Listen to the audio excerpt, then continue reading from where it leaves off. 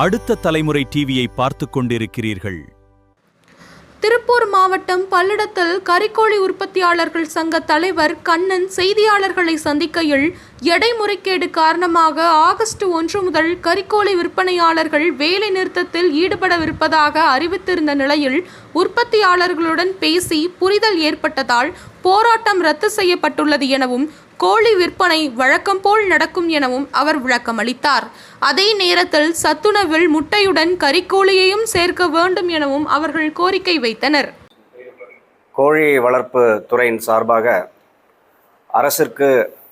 அரசின் கவனத்திற்கு சில கோரிக்கைகளை முன்வைக்கிறோம். கோழி வளர்ப்பு தொழில் இப்பொழுது கடுமையான நெருக்கடி நிலையில் பயணம் செய்து கொண்டிருக்கிறது. மக்காச்சோள விலை உயர்வு, சோயா புண்ணாக்கு விலை உயர்வு ஆகியவற்றால் கடும் நெருக்கடியை சந்தித்து கொண்டிருக்கிறோம். இந்த போக்குவரத்து செலவும் அதிகமாக இருக்கின்ற காரணத்தினால் மிகுந்த சிரமத்தில் கோழி வளர்ப்பு தொழில் நடைபெற்று வருகிறது. இந்நிலையில் அரசுக்கு நாங்கள் கவனத்திற்கு கொண்டு வரக்கூடிய கோரிக்கைகள் என்னவென்றால், மின்சாரம், கோழி பண்ணைகளுக்கு இலவச மின்சாரம் அல்லது மானிய விலையிலாவது வரையறுக்கப்பட்ட மின்சார கட்டணத்தின் கீழ் கோழி பண்ணை வளர்ப்பை கொண்டு வர வேண்டும். ஒன்று. இரண்டாவதாக, இப்போது புதிதாக கோழி பண்ணை அமைப்பவர்களுக்கு எந்த விதமான சலுகையும் மானியமுமோ கிடைப்பதில்லை.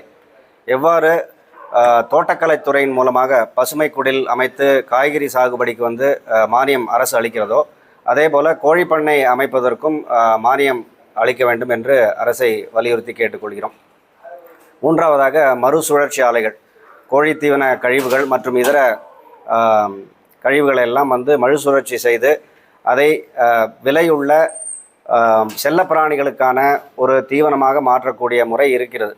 தமிழ்நாட்டில் இவ்வளவு அதிக அளவில் கோழி உற்பத்தி நடைபெறும் பொழுது 2 இடங்களில் தான் பரிசோதனை முயற்சியில் இந்த மறுசுழற்சி ஆலை இருக்கிறது. இது இங்கே நம்ம பல்லடம், உடுமலைப்பேட்டை, பொள்ளாச்சி ஆகிய மிகப்பெரிய அளவிலே கோழி உற்பத்தி செய்யக்கூடிய இடங்களில் இந்த மறுசுழற்சி ஆலை அமைக்க அரசு ஆவணம் செய்ய வேண்டும் என்ற இந்த கோரிக்கையும் விடுக்கிறோம். அதோடு கூடவே நீண்ட நாட்களாக நாங்கள் அரசுக்கு சொல்லி வருவது, எவ்வாறு முட்டை நம்முடைய மதிய உணவு திட்டத்தில் இருக்கிறதோ அதுபோல் சிக்கன், கோழி இறைச்சியும் அளிக்க வேண்டும் பள்ளி மாணவிகளுக்கு என்பது எங்களோட நீண்ட நாள் கோரிக்கையாக இருக்கிறது. இதை எவ்வாறு நடைமுறைப்படுத்த வேண்டும் என்பதை குறித்து அரசு பரிசீலித்து அதற்கான அறிவிப்பையும் வெளியிடுமாறு அன்புடன் கேட்டுக்கொள்கிறோம். இதற்கு கோழி வளர்ப்புத்துறையின் சார்பாக எங்களுடைய முழு ஒத்துழைப்பை அளிக்கவும் நாங்கள் விரும்புகிறோம். இது ஏற்கனவே பல காலமாக நம்ம சொல்லிகிட்டு இருக்கோம். இந்த மாதிரி சிக்கன் கொடுக்கலாம் அப்படின்னு சொல்லிட்டு.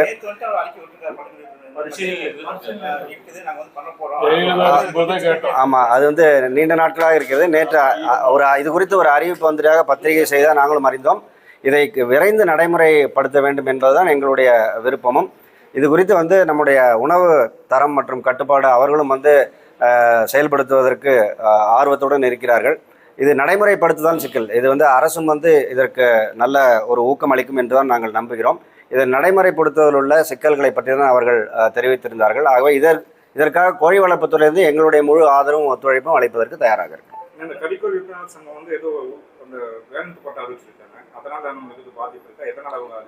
இல்லை, இது அவங்க தான் அறிவிச்சிருக்காங்க. அது அவங்களே ஒரு சுமூகமான முடிவுக்கு இன்று வருவதற்கு வாய்ப்பு இருக்கு.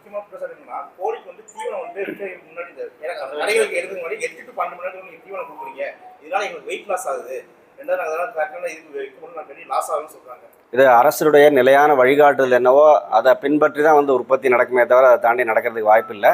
இது குறித்து அவங்க ஒரு சுமூகமான முடிவை எட்டி எந்த விதமான பொதுமக்களுக்கு பாதிப்பு இல்லாத வகையில் நடைபெறும் அப்படிங்கிறது தான் எங்களுடைய எதிர்பார்ப்பு.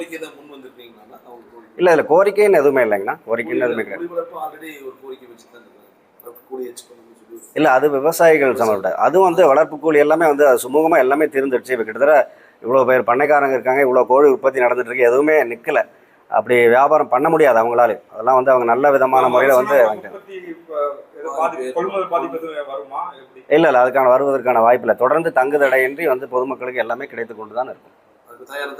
ஆமாம், இல்லை வேலை நிறுத்த எல்லாம் இது ஒரு டெக்னிக்கல், அதாவது ஒரு தொழில்நுட்ப ரீதியிலான ஒரு புரிதல், அவ்வளோதான். இதில் எந்த விதமான பொருளாதார நெருக்கடியோ பொருளாதார சிக்கலோ யாருக்குமே இல்லை. இது ஒரு டெக்னிக்கல் பாயிண்ட்டு. இல்லை, அரசுடைய நிலையான வழிகாட்டுதல் என்ன உண்டோ அதை மட்டும்தான் நாங்கள் ஃபாலோ பண்ணுவோம். இதில் எந்த விதமான வழிகாட்டுதலுக்கு மீறி எந்த விதமான உற்பத்தியும் செய்ய முடியாது. ஏன்னா இது பல ஆணையங்களின் அடிப்படையில் வருது. அப்படிலாம் பண்ணவே முடியாது. அது வியாபாரிகளுக்கும் வந்து ஏற்புடையதாக இருக்கும். அதை நோக்கி தான் எல்லாமே நம்ம பயணம் பண்ணிக்கிறோம். நான் எல்லாருமே நம்புகிறோம்.